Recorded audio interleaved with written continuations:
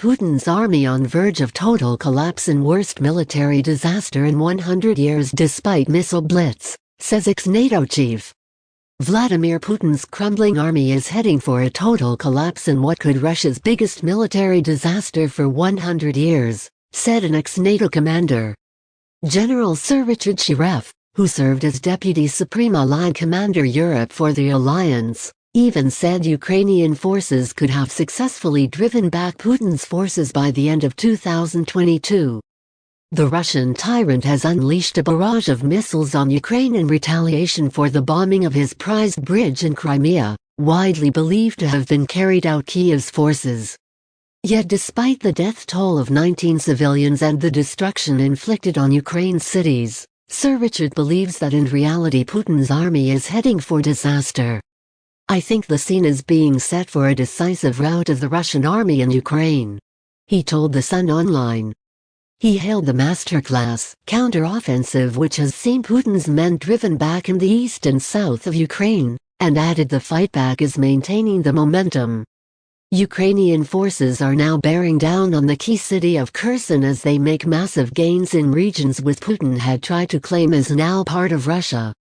In a bid to turn the tide, Putin is reportedly massing troops in Belarus, which neighbors Ukraine and whose dictator Alexander Lukashenko is a close ally. Belarus was the launchpad for the Russian invasion that began the Ukraine war, and it's feared they could be attempting a rerun of the attempt to encircle the Ukrainian capital Kyiv. In response, Ukrainian troops were seen moving to reinforce the border amid fears Putin could even use Belarus to launch nuclear strikes. But Sir Richard believes this will be of little use, and for the cornered Russians, there's no way out of their desperate predicament. The Russians are like the boxer trapped in the corner of the ring against a very agile opponent who punches one side and then punches the other, he said. He added, the Ukrainians pushing the Russians back to the February 23 line, the day before the war started, by the end of 2022 I think is entirely feasible. But while he was optimistic, Sir Richard warned the danger, including threat of nuclear weapons, has by no means gone away, urging the West to keep up the pressure on Putin. "We should take that nuclear threat very seriously, but we should not in any way blink, and I am pretty encouraged by the response of the West," he said.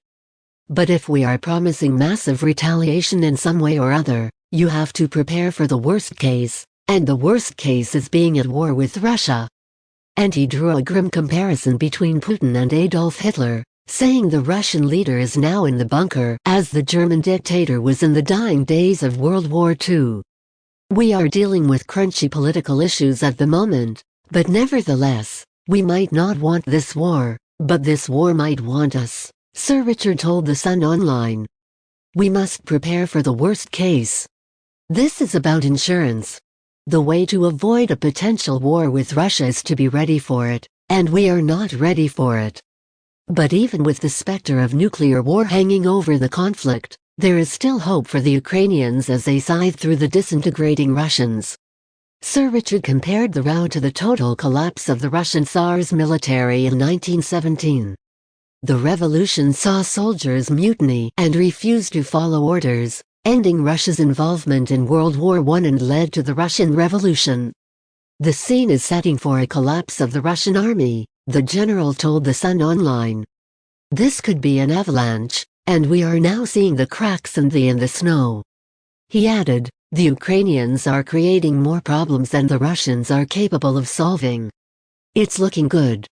Ukrainian successes have been compounded by Russian failures, with Putin's fundamentally kleptocratic and corrupt military leaving his men hopelessly under-equipped. And now there has been a totally chaotic mobilization of the conscripts, with reports men are being left without food or other basic resources. Putin is also making informed decisions at the top of the Kremlin about the war, with Vlad reportedly being increasingly isolated, disconnected from reality, and surrounded by his cronies. "The morale has gone," explained Sir Richard. "You've got soldiers who simply don't want to fight. These guys were told they would be welcomed with open arms by cheering crowds, and the so-called Ukrainian ISIS would collapse. But they were met by a ferocious resistance. They are in a country that doesn't want them there. Why should they die for Putin's adventure? Conceptually, the Russians do not understand combined arms warfare. They haven't trained properly. Physically, they haven't got the right kit, and what they do have is rubbish. And morally, they are completely bankrupt. And even with winter and the Rasputitsa rains rolling in to churn up the thick mud, this might not slow down Ukraine.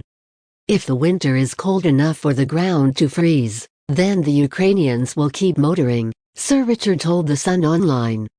The Ukrainians are well prepared. They've got the clothing, they've got the kit, and they've got the morale and the motivation. They are not going to stop. Putin has faced a new humiliation as his prized Kerch Bridge was blown up, partially severing the one fixed link between mainland Russia and the Crimean Peninsula.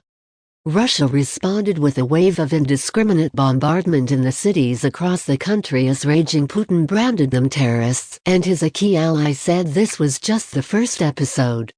Fears also continue to loom that Vlad could make good on his nuclear threats as he is increasingly backed into a corner by Ukraine and the West.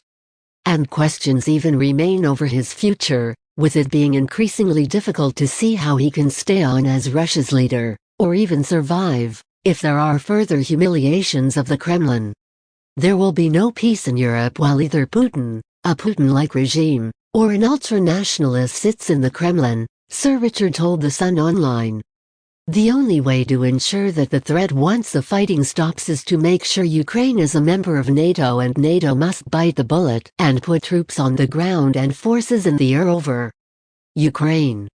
The way to maintain peace and the way to deter war is to be ready for it, and that means a generational challenge with a serious major military expenditure not unlike the Cold War.